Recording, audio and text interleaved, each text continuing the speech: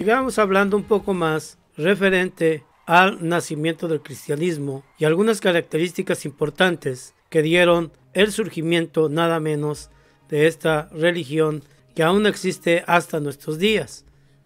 Es muy importante que entonces podamos entender algunas situaciones importantes en relación al nacimiento del cristianismo. El cristianismo viene del nombre latín Christianimus y del griego. Es una religión abrámica monoteísta porque determina a Abraham como padre importante del surgimiento de la nación de Israel y de la religión basada en la vida y enseñanza de Jesús de Nazaret. Y esta religión es la más extendida a nivel mundial, ya que tiene alrededor de 2.400 millones de seguidores. Si hablamos entonces del cristianismo, sus adherentes fueron llamados cristianos porque compartían creencias de que Jesús era el Hijo de Dios y el Mesías, en el griego Cristo o Christus, profetizado en el Antiguo Testamento, y que sufrió, fue crucificado, descendió a los infiernos y resucitó de entre los muertos para la salvación de la humanidad. Los primeros líderes de las comunidades cristianas fueron nada menos que los apóstoles. Después de la muerte de Jesús en el año 33, sus sucesores, los apóstoles, y posteriormente los padres apostólicos, fueron los que continuaron sus enseñanzas y predicaciones.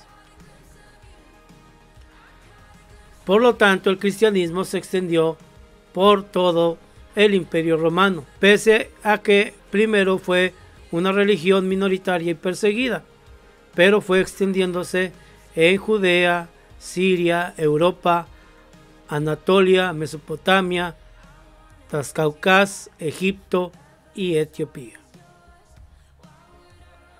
El cristianismo fue ligado al Imperio Romano mediante el Edicto de Milán que vimos anteriormente en el año 313 a través del decreto del emperador Constantino, que se convirtió al cristianismo y convocó al concilio de Nicea en el 325, es del que se formuló el credo niceno que muchas veces conocemos algunos.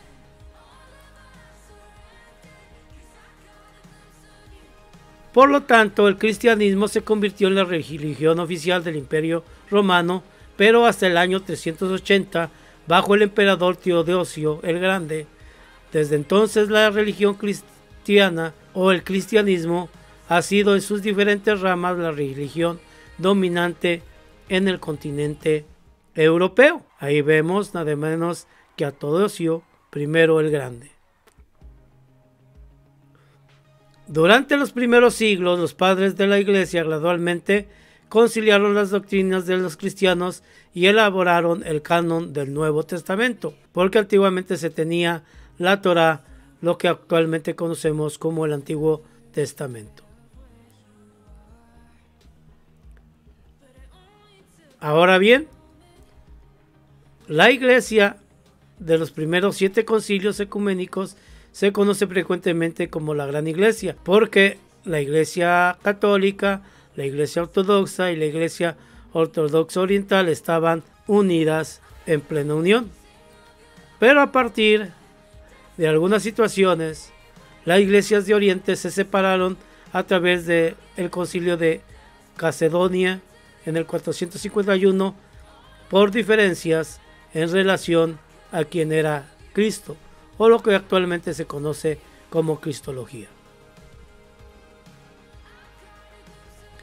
Y más adelante, la Iglesia Ortodoxa griega se separó en el 1054 al tener diferencias de quién era la autoridad de la Iglesia. Ellos no estaban de acuerdo que el Papa de Roma fuese la autoridad de la Iglesia.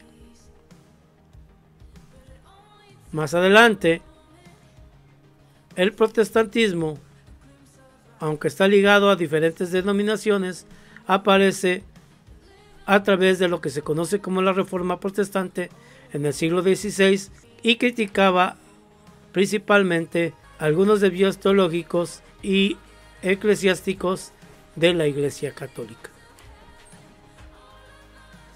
Este tema lo estaremos viendo principalmente cuando veamos la Reforma Protestante.